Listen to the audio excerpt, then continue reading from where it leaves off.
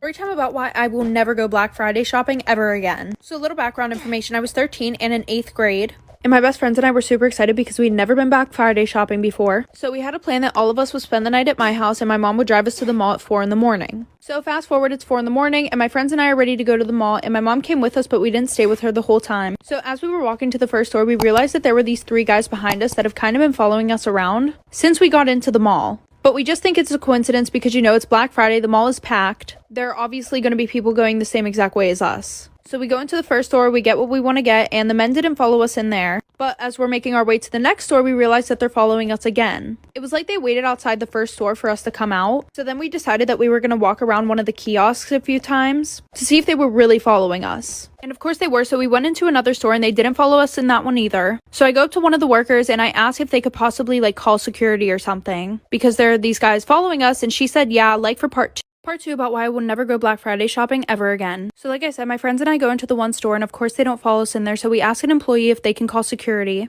So whenever security got there, I told them that these guys had been following us around since we got into the mall. And then security's like, well, where's your mother? Acting like it was our fault that we could be kidnapped for not being with my mom. So after that, he's like, all right, just go find your mom, you know, I'll talk to them. So I call my mom and I'm like, hey, where are you? Of course, she's on the whole other side of the mall. So my friends and I are going to meet her on the other side of the mall, and we look back to see if the security guard was talking to them, and literally the security guard just walked out of the store and went the complete opposite way. Then we walk up to the security guard and we're like, you didn't even talk to him. And then he turns around, rolls his eyes, goes over and starts talking to these guys. And then we continue to the store that my mom was at whenever we decided to stop at Starbucks to get something to drink. So after 10 minutes of waiting in line, you know, we turn around and we see these guys standing at the end of the line just staring at us. So we get out of line and we decided to just go straight to the store that my mom was at. And when we got there, we told her what was going on. So she was like, okay, let me get these few things and then we can leave, like for part 3.